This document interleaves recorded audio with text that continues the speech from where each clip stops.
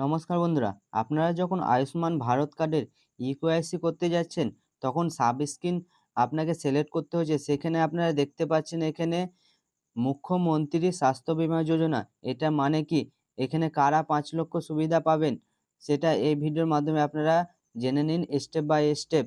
কারা এই যোজনার মধ্যে আবেদন করতে পারবেন। আগে আপনারা দেখতেন পিএম জয় আর প্রধানমন্ত্রী জন আরোগ্য যোজনা ফর 70+, এই দুটো অপশন ছিল, কিন্তু পরে অ্যাড করা হয়েছে মুখ্যমন্ত্রী স্বাস্থ্য বীমা যোজনা। এটার মানেটা কি সেটা এই ভিডিওর মাধ্যমে আপনারা জেনে নিন। এই প্রকল্পের মাধ্যমে কারা সুবিধা পেতে পারেন, কারা সুবিধা পাবেন না এবং কিভাবে আবেদন করা যেতে পারে, আজকের ভিডিওতে একে একে সব কিছু সহজ ভাষায় জানিয়ে দেব আপনাদের।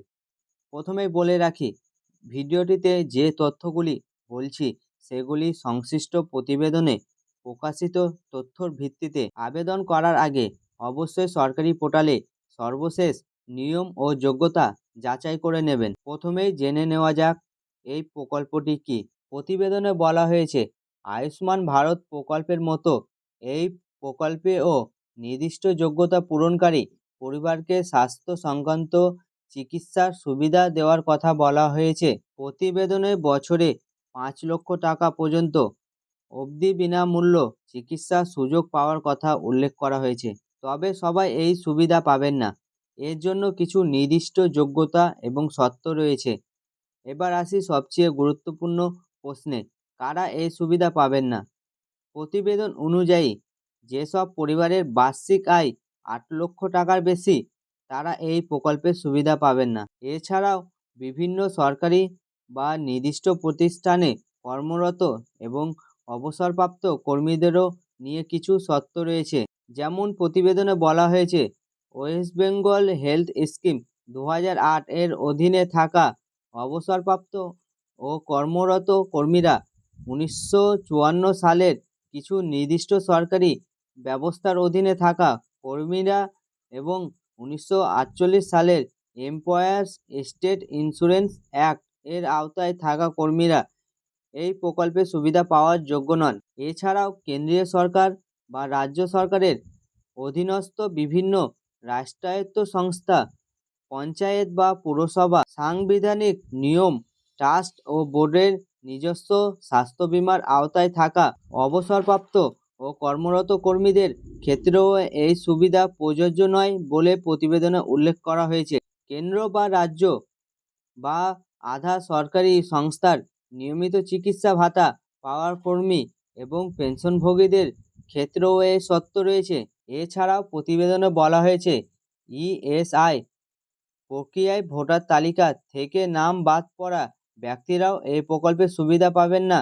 তবে একটি গুরুত্বপূর্ণ বিষয় রয়েছে, যদি কারো নাম ট্রাইব্যুনালে বিচারাধীন থাকে তাহলে আবেদন করার বিষয়টি আলাদাভাবে জানানো হবে বলে প্রতিবেদনে উল্লেখ করা হয়েছে। আর 70 বছরের বেশি বয়স্ক নাগরিকদের ক্ষেত্রেও একটি বিষয় মনে রাখতে হবে, প্রতিবেদনের দাবি অনুযায়ী তারা এই প্রকল্পের পরিবর্তে আয়ুষ্মান ভারত যোজনার সুবিধা পাওয়ার যোগ্য হতে পারেন। এবার আসি আবেদন করার বিষয়ে। আয়ুষ্মান ভারত কার্ডের অফিসিয়াল ওয়েবসাইটে মুখ্যমন্ত্রী স্বাস্থ্য বীমা যোজনার জন্য আবেদন করার কথা উল্লেখ করা হয়েছে। আপনারা আয়ুষ্মান ভারত কার্ডটি অনলাইনে আবেদন করার সময় পরিবারের সমস্ত তথ্য এবং প্রয়োজনীয় নথি রাখতে পারে। প্রতিবেদনে বলা হয়েছে, পরিবারের প্রত্যেক সদস্যর আধার নম্বর, খাদ্যসাথী ডিজিটাল রেশন কার্ড এবং পরিবারের বার্ষিক আয় 8 লক্ষ টাকার কম এই ধরনের তথ্য বা নথি প্রয়োজন হতে পারে। তাই আবেদন করার আগে নিজের সমস্ত নথি ঠিকঠাক আছে কিনা দেখে নিন। সবচেয়ে গুরুত্বপূর্ণ কথা, শুধু এই ভিডিও দেখে কেউ ধরে নেবেন না যে আপনি নিশ্চিতভাবে প্রকল্পের সুবিধা পাবেন, কারণ সরকারি প্রকল্পের যোগ্যতা নিয়ম পরিবর্তন হতে পারে এবং চূড়ান্তভাবে সরকারি পোর্টালের আপনার যোগ্যতা যাচাই হবে। তাই আপনার পরিবার এই প্রকল্পের জন্য যোগ্য কিনা আবেদন করার আগে অবশ্যই সরকারি তথ্য যাচাই করুন। বন্ধুরা, আপনার কাছে যদি এই তথ্যটি গুরুত্বপূর্ণ মনে হয় তাহলে ভিডিওটি লাইক করুন এবং আপনার বন্ধুদের সাথে শেয়ার করুন। ধন্যবাদ বন্ধুরা।